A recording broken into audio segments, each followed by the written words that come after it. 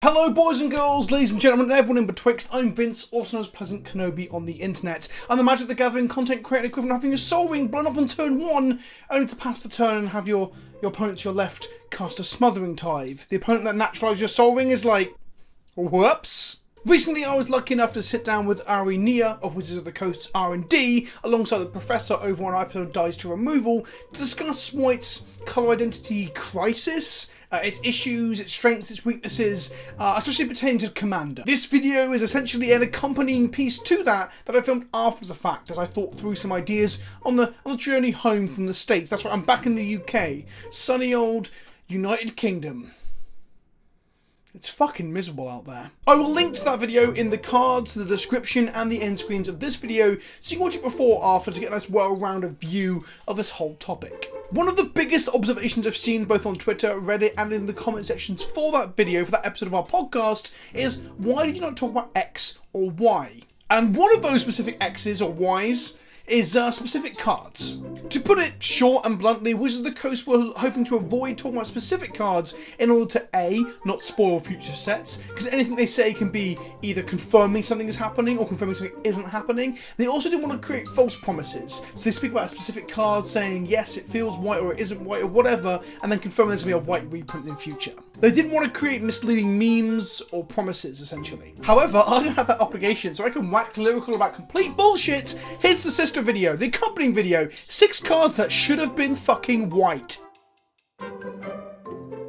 Again, this is not based upon literal things that were told to me, so don't see this as some sort of like secret fucking message to you, other than the fact that I would like you to like, comment, and subscribe down below. More so, it's some thoughts I've had after the fact, after the conversation, after the podcast, on the flight home. Some of you might be asking, why 6? Well, apparently list videos are still incredibly popular, and also people are more likely to click if you don't go for like the normal 5s or 10s, and some of us have bills to fucking pay. Only God can judge me! Before we start, a quick disclaimer. Some people misunderstood my previous video saying that white sucks, in the sense that it's not good. Now, good white cards are printed all the time. Don't forget, in one period only a couple of years ago, we got Palace Jailer, Recruit the Guard, and Sanctum Prelate printed for Legacy, Death, and Taxes. My point specifically was that white is kind of linear and boring in what it does. Not only does it primarily support the go wide white weenie archetype and not a whole lot else, but also that the cards that they print in the mythic slots and similar are just fucking boring. So people misunderstood this and misquoted me saying that like white is always bad, and it's not always bad. It often dominates standard, right? The problem, I guess, is that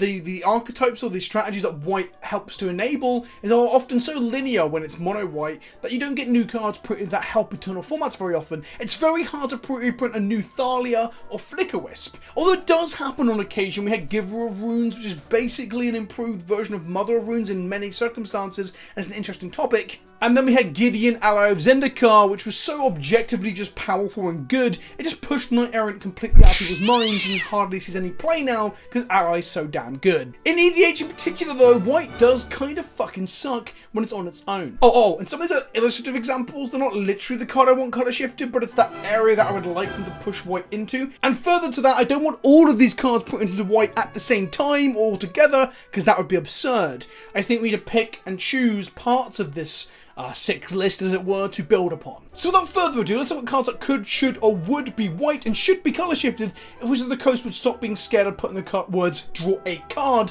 on white cards. That out of the way, let's go for the honourable mention, Damnation. It just feels white.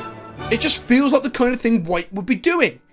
Mass removal, you know? It feels like the extreme anger of a deity-like figure.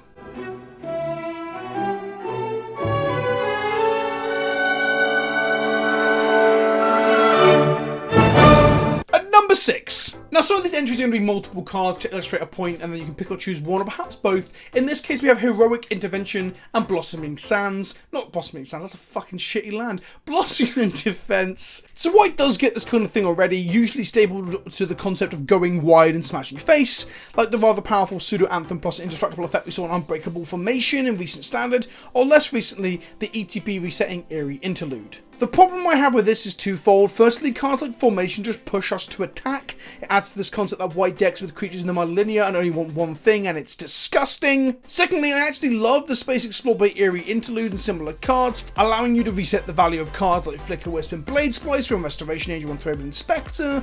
This is the kind of thing I would love to see more of, although it does mess with putting counters on your creatures because you lose those counters when they come back. So it ends up making a considerable amount of tension with a lot of what white Planeswalkers do, for example, or pump effects that rely on counters. Whilst this is a minor thing, it just serves to highlight the ongoing tension in what white spells do. Imagine buffing your team with, I don't know, History of Benalia, going to attack, they cast a Wrath, or some sort of targeted removal spell, and you're like, oh, better Eerie Interlude my board and lose the pump. The reason I bring up intervention and defense is that I find it weird that green gets these effects, both in terms of going wide and pinpoint protection. White is the colour of protection, right? Mother of Runes, Shelter, Benevolent Bodyguard. So why is this part of the colour pie shared with colours like green that arguably gets to do everything else in Magic? Draw cards and just be real solid. Hell, even Veil of Summer could have been white instead of with some tweaks. I mean, this entry, I admit, is less give this to white and more why is one of white's defining characteristics also available with spells in green that might even be better, but that kind of doesn't have the same ring to it. Green already also arguably has, by intentional design, the best quality creatures in the game. Should it really be able to protect them as well, if not sometimes better than white can do? In at number 5, a personal favourite card of mine is Ramanap Excavator. In our Mankette block, we got Crucible of Worlds on a stick or with legs, even though it's a snake, so it doesn't have legs. This meant we got our first creature version of that effect. Crucible of Worlds is obviously a colourless artifact which can be played alongside any other colour, but to me it always felt white adjacent, with my second guess, I guess, being green.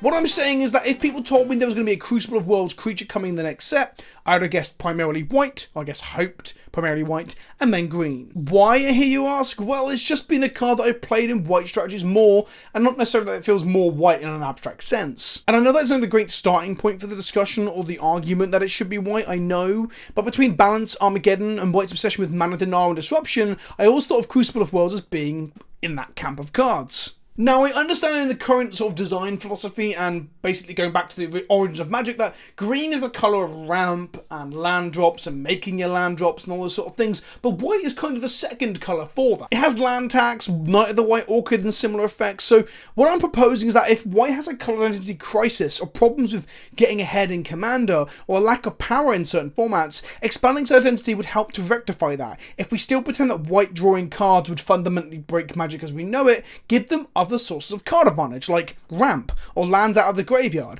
or just consistent methods of hitting your land drops. It is for that reason I think Excavator could easily have been white and not felt grossly outside of what white does already. Okay, my fourth one is building on that previous point, and this is the one that I think is going to cause some controversy perhaps. Some people are going to think I'm mad. Yeah, no, this one's definitely going to piss some people off, so hold off and wait for my explanation. Number 4 is Tireless Tracker. Now hear me out. It's on the same kind of logic that I had for Ramanap. Why not give white its extra identity of benefiting from land drops? We already have elements of farming and agriculture within the colour's themes, so is Landfall Investigate really beyond the realms of possibility? Think of it this way, what are the 3 best ways to get ahead in Magic?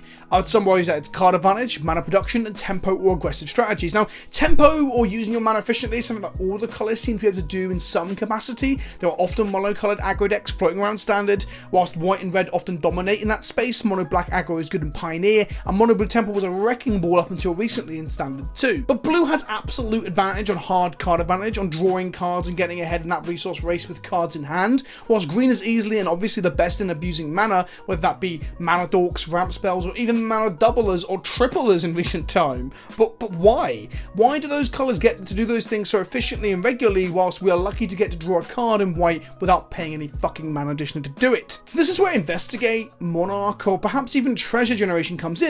It gives us a clear way to give white a helping hand in advantage other colours get already, without diminishing the colour pie with literally white reprints of other cards that other colours get. Shite like Divination. I guess there's an irony in me saying that because I'm saying the colour shift tracker, but again, this is more an example than a definitive I want tracker reprinted. I'm saying that concept, that mechanic, that thing, we could build around that into white. Also, let's just compare the Tireless Tracker variant that white got to actual tracker. Okay, so it flies, but it requires a certain creature type in terms of only weenies, where Tracker doesn't give a fuck if it's your first or 30th land. This is also a problem because those creatures cost mana as well themselves, then you have to spend mana to crack the clue. Meanwhile, Tracker only costs you the 2 to dig for a removal spell or extra gas or similar. Furthermore, land drop is something any deck wants to be doing, where Bishop is pigeonholing you into one specific approach again, that being creatures and then that being small creatures. Fucking yawn. There's a reason Tracker became an eternal staple where Bishop is basically forgotten. That reason being Bishop's a bit shit. In at number 3, I'm going to go a bit deeper and probably piss some more people off. I'm going to say Guardian Project. Please understand that I don't believe that every card on this list needs to make it into white at the same time. If we moved all of them, it would be a hot mess. This is more to open up a conversation around which ones fit and which ones don't, although I think all the ones on this list would fit individually. Let me explain. Guardian Project is a Simic card. The idea is that we are harvesting knowledge from a diverse selection of creatures, and thematically it's a flavor win for sure. But in essence, it makes all of your creatures in EDH into cantrips, and that's kind of wild. I'm kind of using this as an example of why the fuck does green get this nonsense whilst white struggles to draw any cards at all. If we reframe or recontextualize this to be a celebration of each individual hero that joins the fray, this could have been a white card. White is part of the exalted ability too, the idea that we honour combatants for their valour and for joining in the fight and going at it alone. Why wouldn't white do this through celebration, the singing of song, the passing of knowledge on in bardic traditions? In many ways, imagine this is the white card, but thematically it's the Smash Bros announcements as each fighter joins the fray. I think that's more white than most. Maybe a splash of red, who knows? Okay, you're not sold on Guardian Project, I get that. Perhaps I started on the harder sell to make the next one a bit softer and easier, but this isn't the next, entry in the list. This is my alternative to Guardian Project. Look at Beast Whisperer, then compare it to the closest white has ever got to this, in Mentor of the Meek. Now, we have to understand that Whisperer is in a long tradition of other effects like this. It is basically a glimpse of nature on a stick, which has been a green thing for a long time. But why does the other Go Wide or Creatures Matter colour have it so much harder when trying to draw cards? Whisperer is 1 more mana, sure, but Mentor not only requires a certain type again in needing weenies, but in addition to that restriction, we also need to pay an extra fucking mana to do it. Importantly, 1 is cast and 1 is enter the battlefield, which are functionally very different depending on your strategy, things like Collected Company, Aether Vials, Court of Callings, and that sort of thing. But hopefully this illustrates the arbitrary roadblocks put in place to stop white drawing cards, whilst green, the other creature colour, gets to draw cards pretty willy-nilly by comparison. And this sort of thing doesn't really affect standard or modern or legacy, because a lot of these cards don't see play there because they're just too expensive in terms of mana cost for what they do. This is really only affecting Commander for the most part. There is a card on Arena, I forget the name, I'll put it on screen now. It's a big white creature that draws you cards that have to invest extra mana into it when you play weenies, and this is a step in the right direction. But this card is only available on Arena and is not available anywhere else, and I don't fucking know why. I genuinely believe that Beast Whisperer, or at a stretch Guardian Project, if renamed, could have been white. In at number 2, we have Counter Magic. Blue has a monopoly on interacting on the stack. Yes, there are red, white, black, and even green counter magic. They're very fringe. Let's not get bogged down with that too much. The only good ones really are the red ones, and I'm talking like Blue Elemental Blast and Pyroblast. Those cards are fucking gas. But barring those old examples, the majority of them just fucking suck. But why does blue have that arbitrary strength beyond that's how it's always been? That's the only explanation I can come up with. Blue draws cards and counters spells, and it's often argued to have weaker creatures or some nonsense as a balancing thing, when it's just not true. I'm not saying give white counterspell, Force of Will, and Cryptic Command specifically, but perhaps cards that highlight the colours want to make things fair, parallel, or tax your opponent. The 3 options that come to mind are Mana Leak, Remand, or Delay. Could all be reasonable options for colour shifting. I don't think it needs a huge amount of explanation, and this has been done to death, so I won't labour this point too much. Again, I'm not saying all 3 at the same time, and if you want to add all 3 over time, space them out. We need to be careful not to erode the colour pie too much and make white the hands down best monocolour control colour and the best go wide strategy. That wouldn't make a lot of sense, because then what's the point in a colour pie, right? But giving them a way to interact on the stack might help to give them an identity in Commander to be feared instead of laughed at. Instead of looking at some open white mana and thinking, they could have plowshares and that's kind of it. How about people being scared of mana leak, Ristic Leak, whatever they want to call the white leak. And lastly, we have my slam dunk of the 6.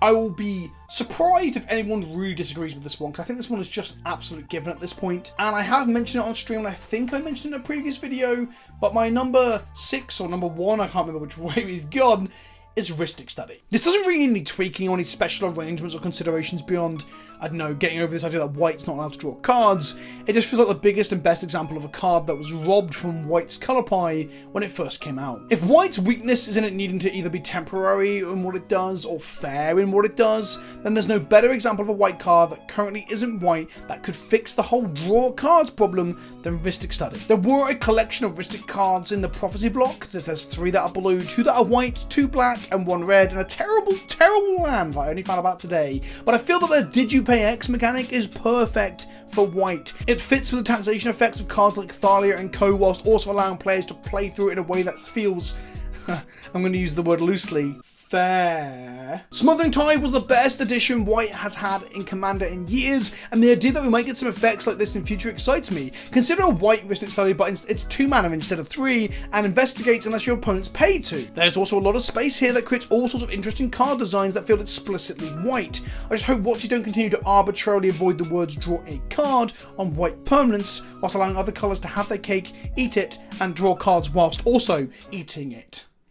So that's my 6, well actually it's probably like 10 cards here, but that's my 6 sort of ideas or concepts. Please let me know in the comment section below if you think I'm being fucking crazy. Bearing in mind, I don't think we should have all of these at the same time. I don't think giving white like card draw, lands, matters and counter spells all at once would be remotely like sensible in any way, shape or form. We also need to be careful that we aren't just eroding the colour pie and giving white things that other colours do. I'm thinking we should peel back on what green does a lot of the time, and blue to an extent. Notice I didn't mention black or red, because they kind of do their own thing. Blue and green bleed over and still everyone else is fun. So let me know in the comment section below. I would love to hear your selection. Try and come up with 4 that's like homework. I'm like a fucking teacher. Big Daddy, do they call teachers Daddy? Probably not. Big Teacher Kenobi. Mr. Kenobi has homework. 4 to 6 cards. You don't have to explain why, just list them. 4 to 6 cards that you think are currently not white, but why the fuck can't they be white? Is that the way we can take the colour in future to make it not so fucking shit in Commander? I've been Vince, also known as PleasantKenobi on the internet, the greatest beard in all of esports entertainment. I won't lie to you, I got up and just started recording this, so I might not have even sorted my beard out, so I might have been wonky the entire video. But what's new, eh? What's new? Don't forget to like, comment and subscribe, and I'll see you soon in the next video. Ta-ta for now.